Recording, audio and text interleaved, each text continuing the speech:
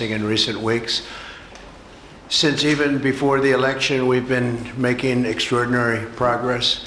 The American people gave us a clear mandate to save our country, and we won all 7 swing states by large margins, historic. Very importantly, we won the popular vote by millions and millions of votes. Also, all 50 states, as you know, shifted toward the Republican Party, and that's never happened before. All 50, every single one of them. In our first week in office, we set records, taking over 350 executive actions. That's not been done before. And it has reportedly been the single most effective opening week of any presidency in history. And we want to keep it that way. We want to keep it going.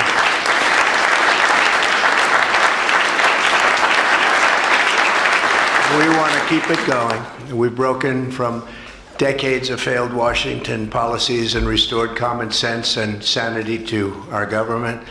We've unleashed American energy, and we've already achieved record low illegal immigration. As you see, there's nobody trying to get in. And that's what we've been waiting for a long time, and gotten woke ideologies out of our government and out of our military. The water has now begun flowing in California as we continue to increase the flow in coming days. Nobody's seen anything like that, and I've also taken strong action to regain control of the Washington bureaucracy. Just for clarification purposes, because it was incorrectly reported yesterday, we have informed the federal workforce, which they've looked to do for many years, that if they're working for the federal government, they must show up to the office on time and on schedule. We don't want them.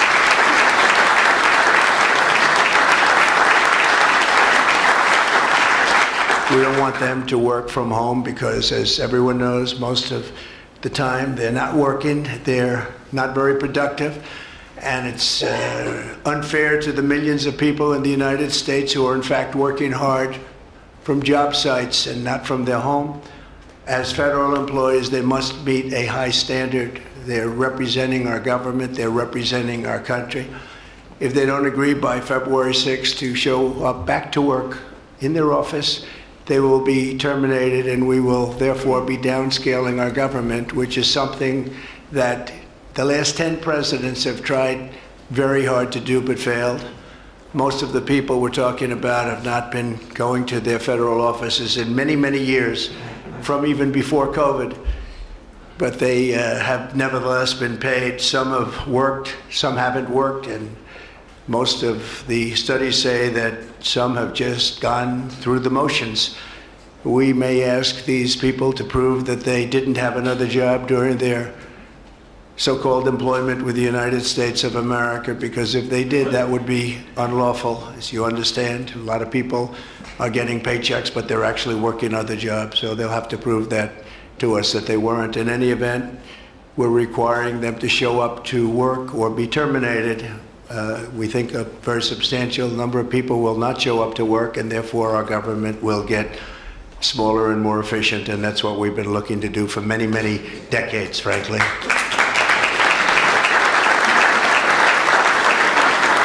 Thank you. In addition, there was a short-term pause or funding freeze on certain discretionary spending payments, such as government grants, only for us to quickly look at the scams, dishonesty, waste, and abuse that's taken place in our government for too long.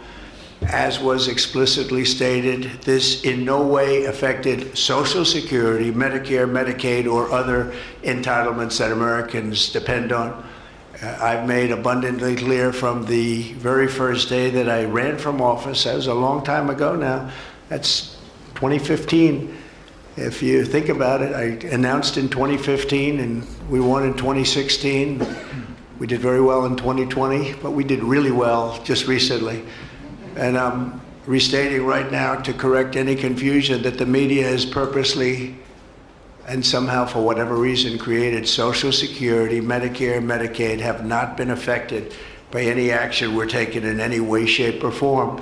We are merely looking at parts of the big bureaucracy where there has been tremendous waste and fraud and abuse. In that process, we identified and stopped $50 million being sent to Gaza to buy condoms for Hamas. 50 million. And you know what's happened to them? They've used them as a method of making bombs. How about that? We stopped an attempt to make an illicit payment for illegal alien resettlement. We canceled $181 million in DEI training contracts. This is just for the training of people in DEI, which has been terminated and completely terminated. And we paused $1.7 billion in unauthorized payments to foreign organizations, including stopping more than $40 million that was on its way out the door to the very corrupt World Health Organization, which has not done its job and not done it properly. We also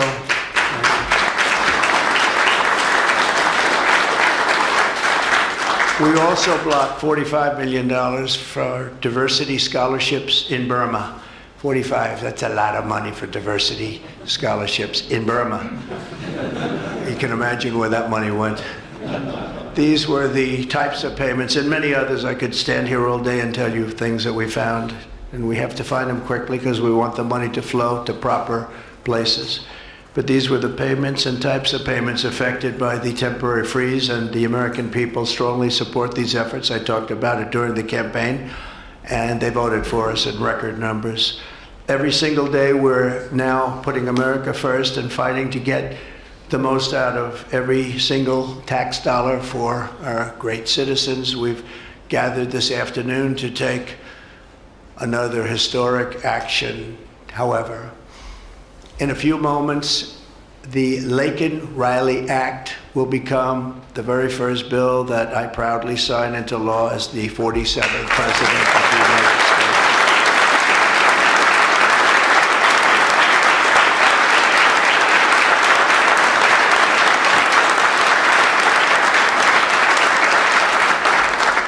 Laken was a brilliant and beautiful 22-year-old nursing student from Georgia, the best in her class. She was always the best. They would say, Laken, how do you do this? And what do you do? They were always asking her questions. She was respected by everybody, even her teachers. They respected her so much. From the time she was in first grade, Laken knew she wanted to spend her time caring for others. That's what she did. To her friends and classmates, she was a light of warmth and kindness in every single room. To her parents and family, she was everything in the world. They've had a miserable period of time. Just after 9 a.m. last February 22nd, Laken went out for a jog on the campus of the University of Georgia, but she was just never returned. She never came back, did she, huh? Parents are here, sister, all of her relatives. While on her run, Laken was attacked, viciously assaulted, beaten, brutalized, and murdered by an illegal alien gang member who was set loose into our country by the last administration. We are deeply honored to be joined today by Laken's parents, Allison and John, and her sister, Lauren. Thank you very much.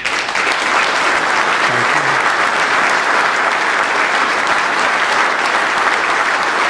So sad. We were together right after that happened, and it's a tremendous tribute to your daughter, what's taking place today. That's all I can say, but it's so sad we have to be doing it at all. Thank you very much for being here. To Laken's family, we will keep Laken's memory alive in our hearts forever, everyone's hearts. With today's action, her name will also live forever in the laws of our country, and this is a very important law. This is something that has brought Democrats and Republicans together. That's not easy to do. Laken did it. Laken did it. America will never, ever forget Laken Hope Riley. The vicious criminal who murdered Precious Laken was an illegal alien member of the barbaric Venezuelan prison gang known as Tren de Aragua.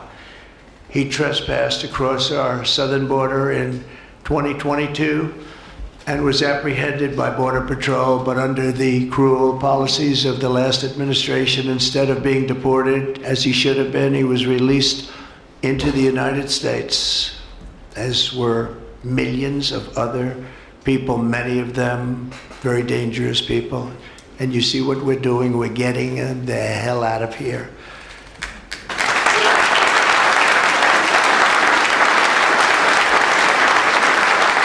He was soon arrested again in New York City on charges of endangering a child, but because of New York City's deadly sanctuary policies, as we have in California and many other places, which we're ending, we're going to end them, he was released again to reoffend. The Biden administration then provided this illegal alien criminal with a free, taxpayer-funded flight from New York to Georgia, where he was arrested yet again, constantly, this time for stealing from a Walmart along with his gang member brother, who was a bad one. Only after being released a third time by the U.S. law enforcement did this cold-blooded criminal go out in that fateful morning hunting for women on whom to prey. That's what he did. He hunted. It was like a hunter. And we're going to show him who the hunter is. This horrific atrocity should never have been allowed to happen. And as president, I'm fighting every single day to ensure that such a tragedy never happens again. We don't want this to happen.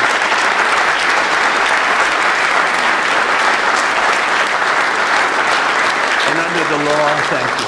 Under the law I'm signing today, the Department of Homeland Security will be required to detain all illegal aliens who have been arrested for theft, burglary, larceny, shoplifting, assaulting a police officer, murder, or any crime that results in death or serious injury. In addition, for the first time ever, this act gives state governments the ability to sue the federal government for immediate injunctive relief if any future administration ever again refuses to enforce the immigration laws of the United States, like happened for 4 long years.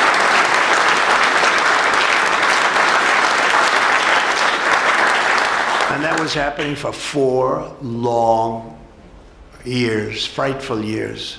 Amazing. You'd say, how can people do this? How can they allow this to happen? How can they allow criminals to pour into our country and then try and defend it? And they're still trying to defend it, but they can't.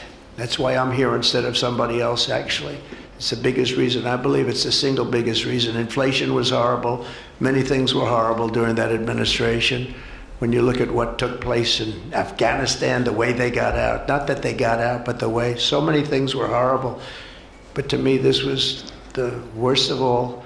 It's a landmark law that we're doing today. It's going to save countless innocent American lives. I want to thank every House Republican, every Senate Republican, as well as the 12 Senate Democrats and the 48 House Democrats who voted to pass this vitally important bill, and many of them are with us today, and I really do appreciate it. And I very much especially appreciate the bipartisan support. The Democrats, really a big percentage of them came through, and plenty of them wanted to. They probably felt they couldn't, but they really wanted to. That they don't understand that would have made them a lot more popular, would have made them a lot better with their people. The ones that didn't are going to be sorry, because the people are not going to forget that they wouldn't sign. This is a perfect, incredible tribute to an unbelievable young lady. We're joined today by many great supporters of our new strong border policies, and they are indeed strong, including Vice President Vance, thank you, JD, Secretary Scott Bessent, who just got approved, by the way. Where's Scott? He just got approved. Scott, I'm very impressed. Got a lot of Democrat votes. Yeah. He got a lot of Democrat votes. It's great. I don't know, is that a good thing or a bad thing? I'll have to think about that. Secretary of Homeland Security, who's going to be fantastic. I know her so well, and I know it's probably not complimentary because she is a woman, but she is tough. Where is she? Where is Christy? Christy, great. Stand up, please. You have such an important job to do.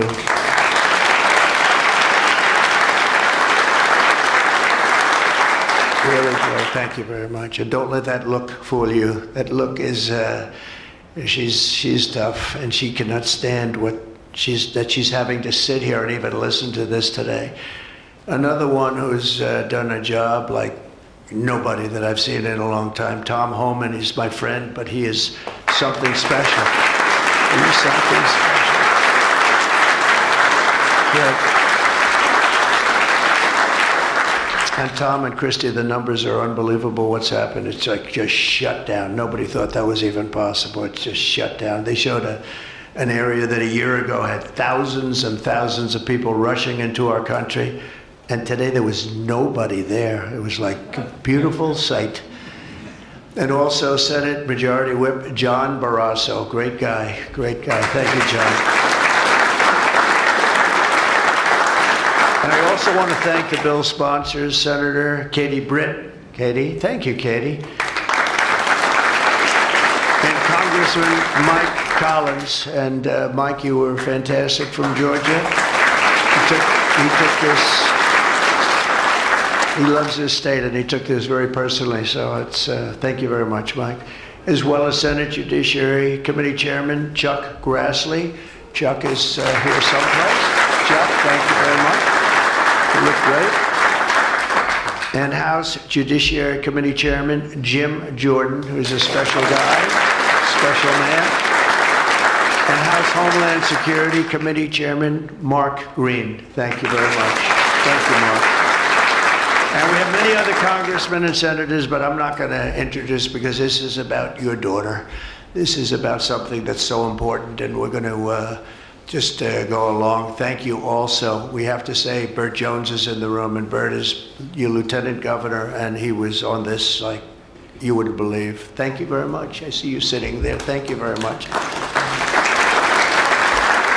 So we have state, local officials, we have law enforcement organizations, we have everybody. Most of them are in the room or represented in the room, and they're incredible people, and I've never seen them come together like they have for this. I've done many of these, not of this kind, but different bills, different passages having to do with many different things, from homeland security to inner security to taxes to 50 different items. I've never seen such support as you have today and as your great daughter has today. So I've never seen anything like it. And we have to thank your daughter for that, because she's going to save a lot of lives. She's going to be responsible for saving a lot of lives. So I'd like to just say to the Angel families, I've been with them and they've been with me from 2015 when I first got this crazy idea in my head to run for president because we can do better as a country. I want to thank so many of the people that are here that have been the angel moms, and we call them angel moms, but they're angel families, fathers and sons and daughters, but they've suffered tremendously like you have for no reason whatsoever. I want to thank Alexis Nungari, the mother of 12-year-old Jocelyn Nungari, murdered last summer by 2 illegal alien gang members released into the United States by Joe Biden's open border stupid policies. And thank you very much, Alexis. I want to thank you very much. We had an amazing trip, and it was really special to meet you and your family. Appreciate it very much. So sad we have to be here, frankly. And Jocelyn, as you know, is in our hearts as she was then. It was an amazing day we had, a great day. But it was a day of celebration of somebody that unfortunately won't be with us. But she is with us now, you know that. Here also is Patty Morin, the mother of Rachel Morin, killed 2 years ago by an illegal alien who was let into our country by the last administration's ridiculous, weak policies. Open border, can you imagine? When I heard open border, I said, oh, that's terrible. They're going to release their prisons all over the world. They're going to release their prisons into our country. That's exactly what happened. Patty is joined by Rachel's brother, Michael, Rachel's daughter, Clementine, and sister-in-law, Shannon. Thank you all for being here. We appreciate it very much. Thank you very much. Thank you. With us as well is the loving family of Kayla Hamilton, a 20-year-old girl murdered in July 2022 by the MS-13 illegal alien gang member who is violent, vicious, and they knew it, and they didn't do anything about it. And I want to thank you to Kayla's mother, Tammy, and her grandmother, Kathy, and her stepfather, Jeremiah, very much. And finally, I want to thank others who have also suffered this horrible scourge that goes on with young people being killed, and other people too, but young people, largely young people being killed. Thank you to Scott Root, the father of Sarah Root, killed at 21 years of age. Think of that, 21 by an illegal alien, shouldn't have been in our country, would have never been in our country if we were here.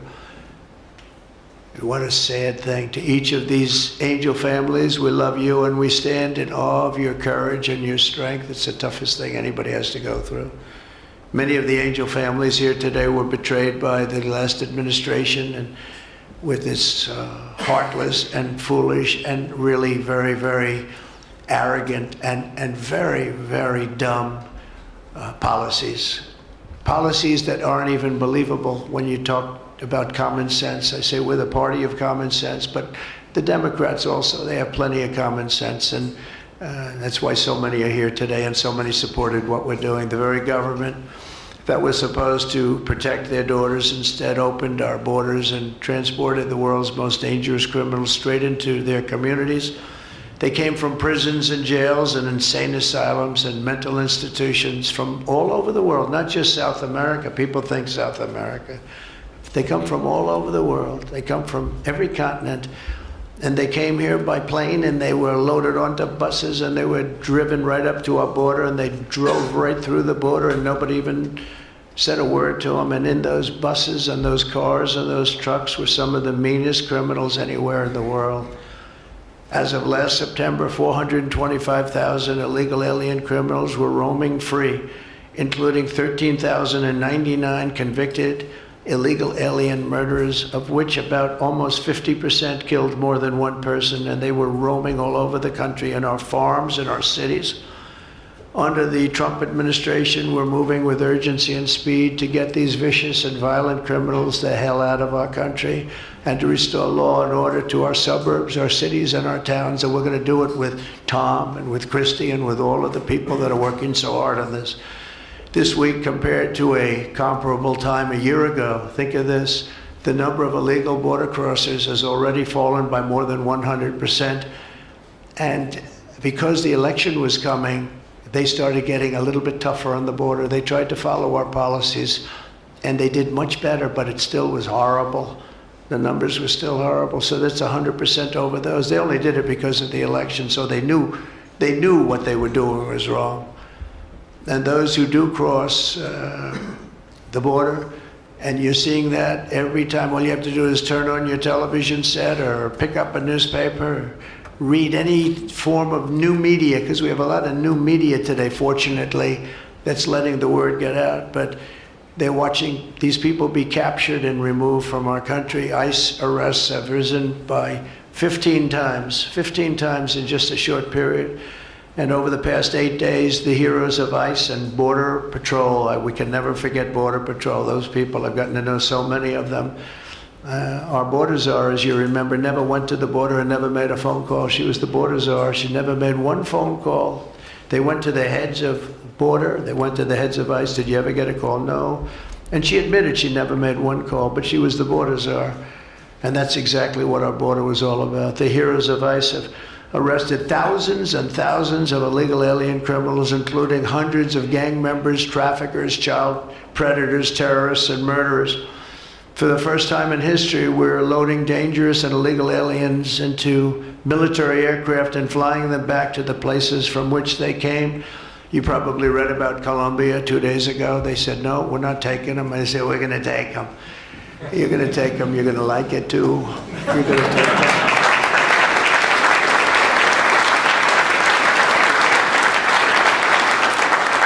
They talked about, we're not going to take people that are in shackles. I said, well, but the people that are in shackles are murderers, they're drug lords, they're rapists, they're very tough people.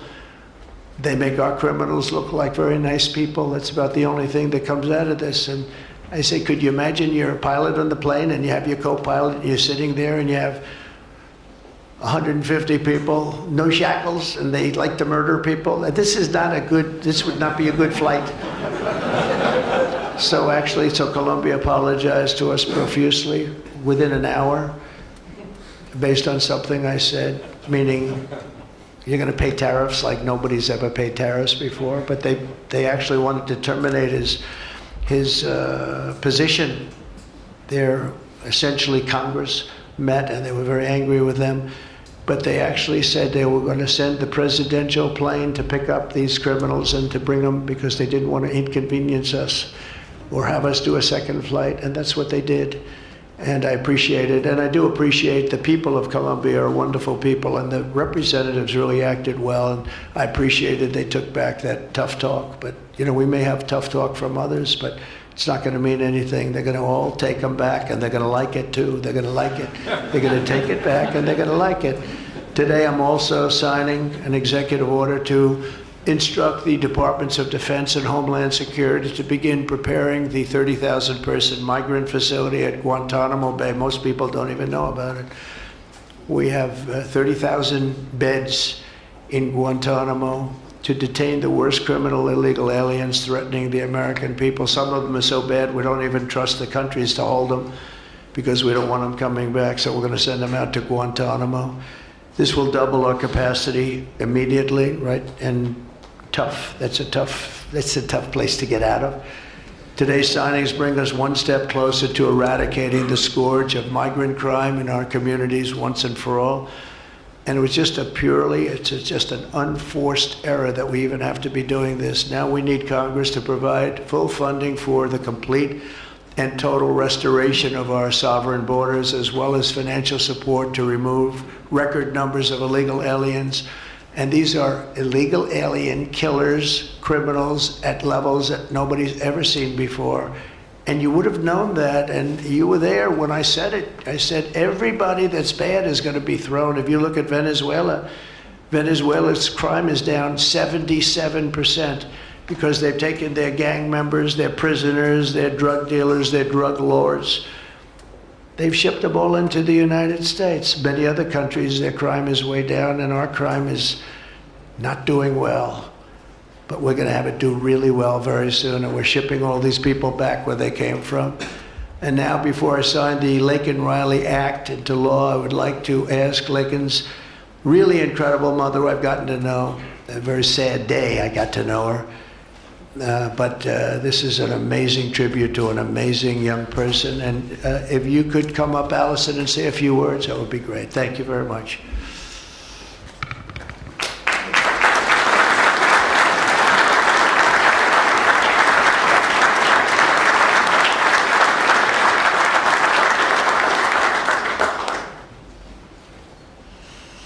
Thank you. Thank you, Trump.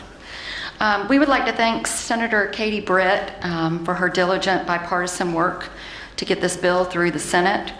We'd also like to thank Congressman Mike Collins for his unwavering passion and for leading on the Laken Riley Act from the start. Our family will forever be grateful for the prayers of the people across our nation and for helping to get this legislation into law. We also want to thank President Trump for the promises he made to us. He said he would secure our borders and that he would never forget about Laken. And he hasn't. He's a man of his word. We trust that he will fight for the American people. Most importantly, I want to thank our Lord and Savior, Jesus Christ, because without his sacrifices, Laken's story would have ended on that horrific day that she was taken from us. But because of him, we can continue living knowing that we will see Laken again. There's no amount of change that will ever bring back our precious Laken. Our hope moving forward is that her life saves lives. We're so thankful that her passion for helping others and her legacy for doing good in the name of Jesus Christ will carry on. Thank you.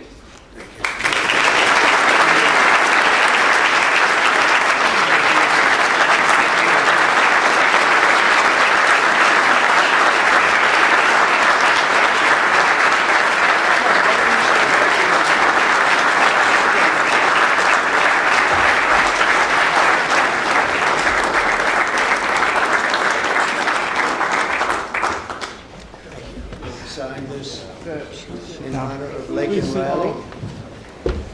Come on up here, some of the people that we love that have been so instrumental. Okay?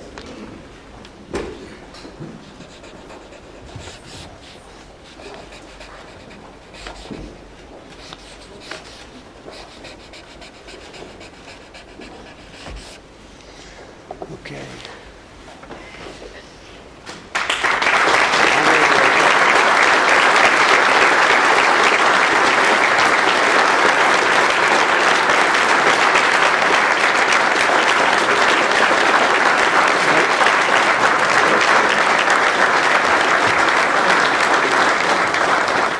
Thank you. Mr. President, government funding, can you take a quick question on government funding to pause? I don't think this is appropriate time, really. I respect that, but I don't think it's appropriate. I can just tell you government is doing very well, and we're cutting way back, but this is not the appropriate time. Thank you.